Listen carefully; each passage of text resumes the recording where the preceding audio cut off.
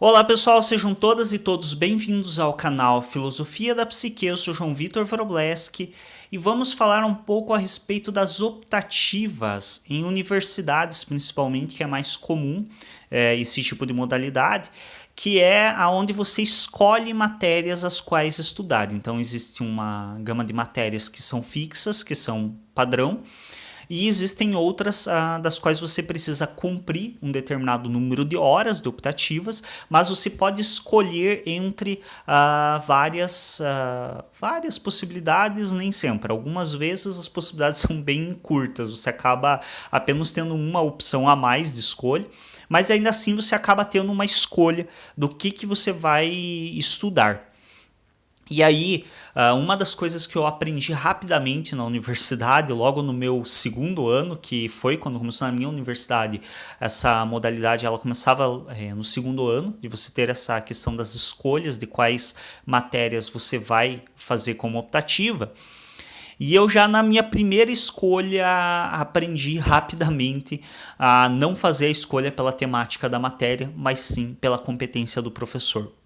Não importa que você não goste muito da temática da matéria. Se o professor for bom, ele vai te ensinar a respeito daquilo. Mesmo que você talvez não saia depois, no final da matéria, amando aquele conteúdo, mas você ao menos vai aprender a respeito daquele conteúdo. Agora, se você gosta do conteúdo, mas o professor é incompetente, não importa o quanto você goste do conteúdo, você não vai aprender nada, porque o professor não tem condição de ensinar. E, ainda mais, você pode correr o risco de pegar a aversão àquele conteúdo por causa do professor. E se é para você aprender o conteúdo por fora, sozinho, você não precisa fazer a matéria. Então, escolham as matérias optativas em função da competência do professor. Se você conhece o professor, sabe que ele é competente, ou a professora sabe que ela é competente naquilo que faz, e ela tem condição de ensinar bem, escolha aquela matéria como optativa. Mesmo que o conteúdo muitas vezes não seja tanto do teu agrado. Às vezes você vai pensar, nossa, mas esse conteúdo nem me chama tanta atenção. Ok, não chama atenção, mas você vai aprender a respeito dele. Você não vai desperdiçar um ano de uma matéria ou 6 meses, quando é semestral, para não aprender nada. Então eu no segundo ano eu fiz uma escolha em função da matéria, que eu imaginei que seria um conteúdo bacana, que eu gostaria, mas dada a forma como essa matéria foi ministrada, eu não aprendi nada a respeito dela, e o que eu aprendi era do que eu já tinha visto com outros professores, ou que eu fui buscar depois por fora, ou cheguei a ver novamente alguns aspectos com outros professores, mas naquela matéria especificamente eu não aprendi grande coisa de um conteúdo que me era atrativo. Já em compensação, no ano seguinte, dado essa escolha que eu fiz no ano anterior, eu ignorei completamente o meu apreço pela matéria e escolhi pela professora. E escolhi uma matéria que inclusive era ministrada pela professora que foi quem me deu o direcionamento para o existencialismo sartreano. E ela, eu não me recordo se eu tive a matéria com ela no terceiro ou no quarto ano, mas eu escolhi a matéria dela por causa da professora, por conhecer a competência dela. Porque a matéria dela era avaliação psicológica.